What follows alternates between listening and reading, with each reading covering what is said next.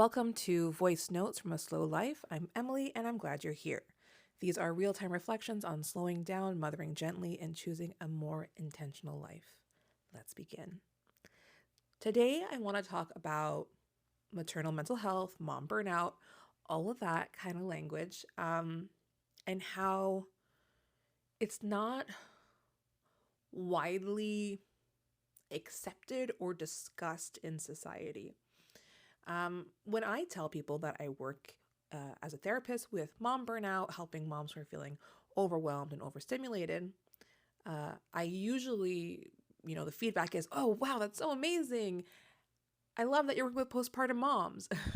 And so their assumption is that because I work in mom burnout, I work with postpartum moms, so postpartum anxiety and depression. And they're surprised when I tell them that I actually don't work with that demographic. If somebody shows up with those wanting to work specifically on postpartum depression, anxiety, or maybe birth trauma, I actually refer them to trusted professionals who specialize in that. I don't specialize in that. I really specialize with moms who have children of all different ages, from 3, 8, 12, 17, and even older, or they have multiple children. So I don't I'm not really in the perinatal space as much, where it's fertility, pregnancy, and immediate postpartum. I'm really in the after stages, the stages that are just called motherhood, right? Because we have, as a society, normalized that motherhood is so hard and it's exhausting and it's going to be really tiring and you're not going to feel good and you're probably not going to love it. And we see that with jokes that we see on Instagram or in YouTube videos, on TV, in movies. We don't call it mom burnout, we call it motherhood. And that's really fucking sad that all that difficulty is just wrapped up in the term motherhood, because then what it's saying is that's just motherhood. Like, you feel burnt out and exhausted and overstimulated, haha, it's par for the course. It's what's supposed to happen. And if you can't handle it, that's a you problem. And that is not cool. And I don't like that one bit, because it is so much more than that. Now, the issue, however, is that, we don't put a lot of research out there about maternal mental health past the postpartum stage. I think it's great that we have tons of research about the postpartum stage and all of that. I myself struggle with postpartum depression and anxiety. So I love that there's research about that. But there's not enough information about the after part, right? The after the postpartum, the motherhood in general. And when we don't have that language and we don't see it as something that's, we don't see it as something credible, right? When we know postpartum, because there's a diagnosis that's associated with it, there's research associated with it, it is very much in our societal lexicon, we talk about it. And so we have understanding around postpartum, but we don't have a lot of understanding around the difficulties that are after that. And it became blaringly obvious to me when I was doing my research for my book, Slow Motherhood. In the first chapter, there's a little section that I wanted to add about some of the research findings regarding motherhood and maternal mental health. And it was so difficult to find any research that was just about maternal mental health in general in moms. Most of the research out there is postpartum, which again is cool, but there's more to being a mom than just the postpartum stage. So most of the research out there was all postpartum or perinatal or birth, fertility, and all that. Even in the menopause, there's all of that.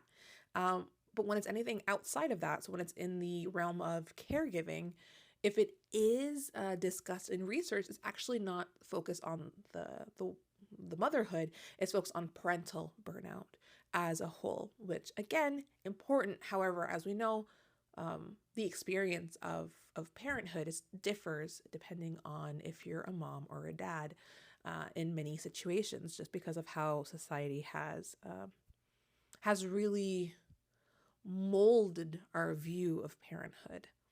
So finding research that is specifically about moms, and not just in the postpartum phase, was difficult.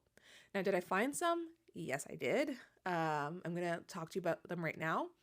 Um, but these findings that come from 2025 even just show how important it is to put more research in it and put more emphasis on understanding maternal mental health. So the first one I want to talk about is in 2025 Women's Mental Health Report that was led by Green Shield and Mental Health Research Canada. In this report, they found a lot of stuff, but one of the key things that I really took from it was that 2 in 3 Canadian mothers are currently concerned about their mental health, and 1 in 2 Canadian mothers frequently or always feel burnt out. Let that sit in. 2 in 3 Canadian mothers are currently concerned about their mental health, and 1 in 2 Canadian mothers are frequently or always feel burnt out. That is crazy to me. And that's 2025. There's a lot of information out there too about 2020, like about COVID, which COVID is a whole other story of how it affected like parenthood and maternal mental health. I just really want to have research that was a bit further off from 2020 and 2021. But for 2025, this is glaring. Another 2025 report published by American Medical Association Journal, which is called JAMA, found that moms of children aged 0 to 17 are experiencing worsening mental health across all socioeconomic backgrounds. So I wanted to bring in some Canada, US, just because that's where a lot of the clientele I see in my work come from. And it's not just you. That's what this is telling you. Like, oftentimes as a parent, you feel like I'm the only one who's having a hard fucking time, and you're not. Obviously, the thing is, like, these studies also show that a lot of people either don't seek support because there's shame and judgment and really just a lack of understanding around maternal mental health and the need and to get services, or even that you deserve to get services. Some of us feel like I just need to cope better, as if that's like a golden ticket that's going to make everything better. So they talk about how so many moms don't get that support because of those barriers, but also like a really big glaring barrier. There aren't enough fucking supports out there. There are not enough supports for moms, like specialized supports, either in the private sector or the public sector. It's a real lack. And there's still like a lot of a shame associated with it because we haven't brought enough language to the experience of motherhood. Like, a lot of the mothers that I work with, when they go to my therapy website and they see what I've written, or my Psychology Today, they often tell me that it's the first time they've ever seen what they're going through written on a page. Like, they see themselves so clearly, like, because they just thought like, oh, this is just me and I can't manage them. When I'm writing it down, I'm like, oh, it's not just me. And so we need to have more conversations, more research done. I think we should be putting more money into also getting supports for people. And the thing is too, is not just having the research, because like these reports also show that there's a lot of different risk distribution. So there is disparities in who is having these difficulties. So some of the research that I spoke about, they also talk, here, I'm going to bring the paper that I have for my book, but they also talk about how it's not equal across everywhere. It's not like everybody is having the same experience. Some of us have different experiences because maybe we are living with a lot of financial strain. We don't have support systems. Maybe we're parenting alone when we're a single parent. We might be caregiving for aging parents. You might be facing discrimination or racism. And a lot of systems that are supposed to help, they don't actually help when it's like, if you're a member of the LGBTQ plus community, if you are, let's say, if you're BIPOC, if you,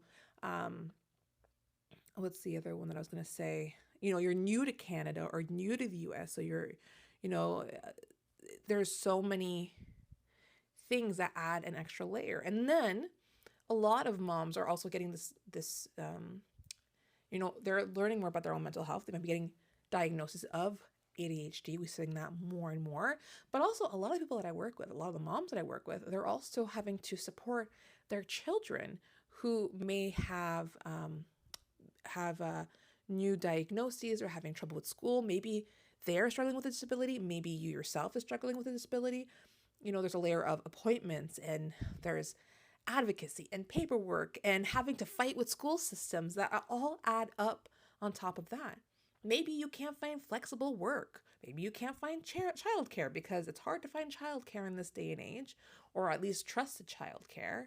Maybe you don't have family nearby. I remember when I went to visit a lot of the early on in Cornwall, and a lot of the moms there actually were new to Canada, and all their family was still in their home country. So they didn't have any family nearby to support them, and hadn't built their support systems yet, because building a support system is hard, especially in this day and age. And some moms that I work with, they don't have a partner who is physically present. Maybe they work away from the home, for instance. So they don't have anybody who's sharing the load, either mental or physical or whatever. And I think it's an issue. And that's why I talk about this kind of stuff, and I scream to the rooftops kind of thing. Because we need to talk about it. And you might hear I'm getting a little bit frustrated. I'm like foaming at the mouth a little bit, trying to get this all out. Because I'm currently like editing my book, and I'm working on this section in particular of my book. And I'm like, oh, why can't I find any good fucking like material? Why aren't we talking about this more? It's not just motherhood. Motherhood isn't just difficult and tiring, and you're losing yourself, and you'll find yourself once your kid goes off to school. Like that's not what I want for you. That's not what I want for moms. Like, I'm swearing now. Anyway, the reason why this is coming up for me is because in this chapter of my book, I was just editing the first chapter, and I talk a lot about, emotional labor and decision fatigue and always being like on kind of thing, like and the invisible tabs, the invisible load, all of that kind of jazz. And I wanted to have stats in here, and the reason why is because if we don't have we don't have words for it, we shame ourselves. And the more we have words for it, the more we can understand things better. And even like in the book, there's like a section I was working on, which is, it's not done, so it might be different by the time that it hits publish, okay? Where I say like the point of naming this invisible load and naming all of this stuff, right, isn't to overwhelm you, is to remove shame. Because shame, once you name it, you can stop blaming yourself for buckling under it. When you stop treating your exhaustion like a personal defect, you stop trying to fix yourself with more effort, more discipline, more pushing through. You start getting honest about what you're carrying, what's been normalized, what's been made invisible, and what your body has been trying to communicate this whole time. You start seeing the truth, that expectations placed on mothers are unrealistic. And I think, this is me talking now, but I think this book will help with the conversation. Obviously, like that's the goal, is that we can bring more awareness, and women can be seen and held. And my book editor was asking me like, what's the point of the book? And I'm like, I want women to feel seen and held and understood, and that there's a way forward. And that's what I hope for the book. And I hope that this will maybe lead to more research, more reports, more surveys, and maybe I'll have to do it myself. I don't know.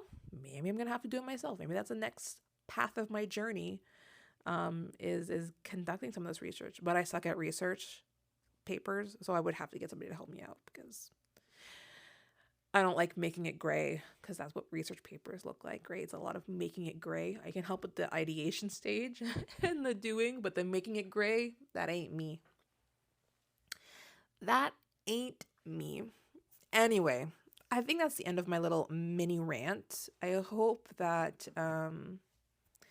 you found it somewhat interesting, or maybe just interesting enough to hear me rant and laugh about how I'm foaming at the mouth. And anyway, thank you for listening. If this episode spoke to you, it would mean so much to me if you would follow, leave a review, or share it with someone who might need it. Until next time, keep living your authentic life. Bye.